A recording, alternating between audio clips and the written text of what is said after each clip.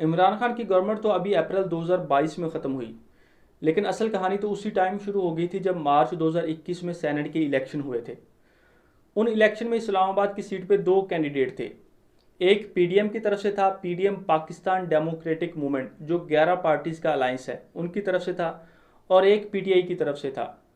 PDM की तरफ से साबका प्राइम मिनिस्टर यूसुफ रेज़ा गिलानी को चुना गया जो सेनेट के अपोजिशन लीडर भी थे, और पीटीआई की तरफ से पाकिस्तान के उस टाइम के फाइनेंस मिनिस्टर हफीज़ शेख को चुना गया। नेशनल असम्बली के टोटल 342 सीट्स हैं, यानी 342 एमएनएज हैं, और इस्लामाबाद की सीट पे जो सेनेटर मुंतखब होता है उनको यही 342 एमएनएज ही मुंतखब करते हैं, और उम्मीदवार को सेनेटर मुंतखब होने के लिए 342 में से 172 वोट्स दरकार होते हैं।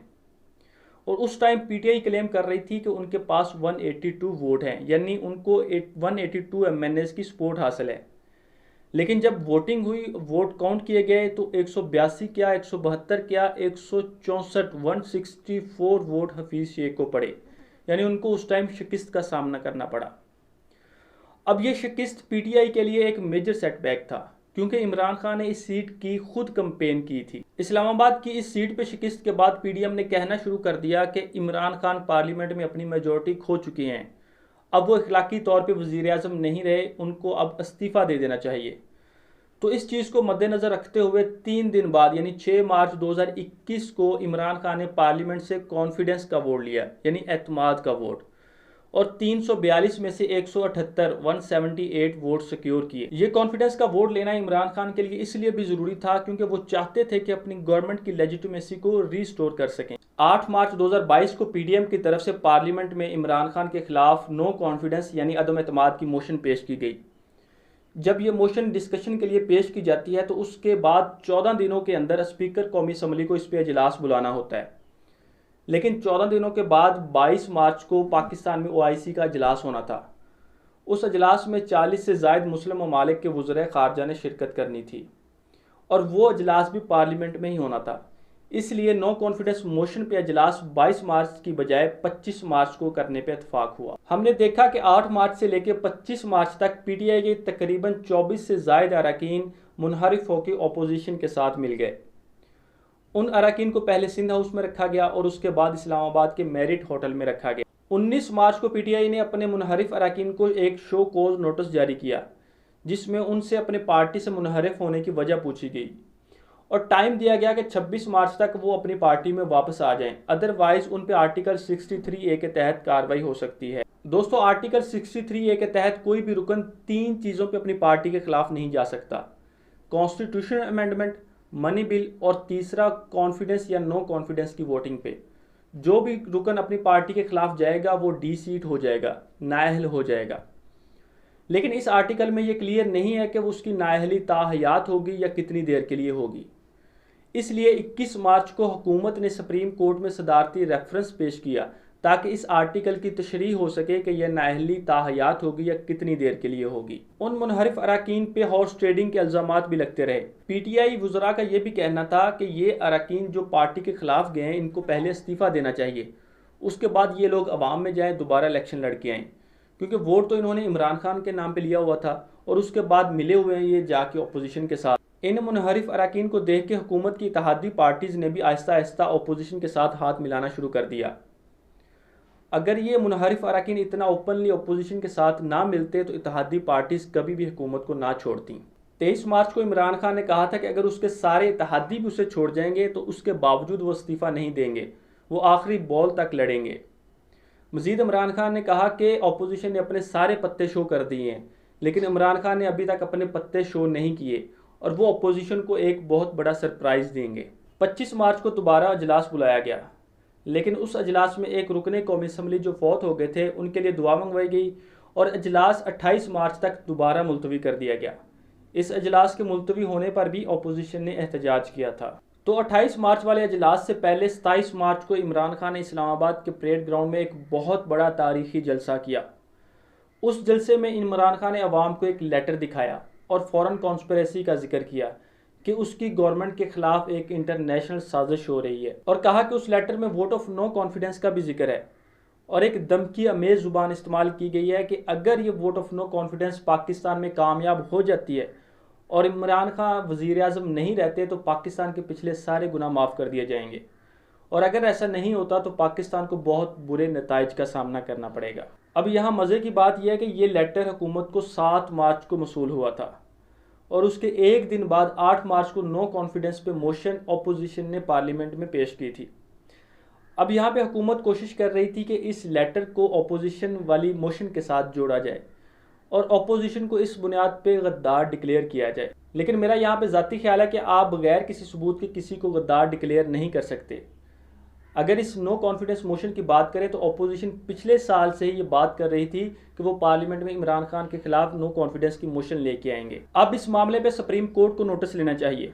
जिस तरह सुप्रीम कोर्ट ने 2011 में एक मेमोगेट केस में जुडिशल कमीशन बनाया था जस्टिस काजी फाइज ईसा की सरबराही में, उस लेटर पे कोई साइन नहीं था और कोई डेट मेंशन नहीं थी, लेकिन फिर भी उस पर तहकीकात करवाई गई और सुप्रीम कोर्ट ने तहकीकात के बाद ये फाइंडिंग्स निकाली कि ये लेटर ओरिजिनल है और हुसैन हक्कानी ने अमेरिका को लिखा है।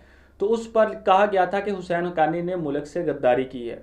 तो इसी तरह इस लेटर पे भी तहकीकात होनी चाहिए ताकि दूध का दूध और पानी का पानी हो जाए। 28 मार्च वाले अजलास में वोटिंग के लिए 3 अप्रैल का दिन मुख्तस किया गया। तो 3 अप्रैल को जब अपोजिशन के सारे मेंबर्स वोटिंग करने के लिए आए तो वोटिंग से बिल्कुल पहले डिप्टी स्पीकर कासिम सूरी ने आर्टिकल 5 का हवाला दिया और रूलिंग देते हुए कहा कि इस नो कॉन्फिडेंस की मोशन के पीछे इंटरनेशनल साजिश है, तो इसलिए मैं इस मोशन को मुस्तरद करता हूं।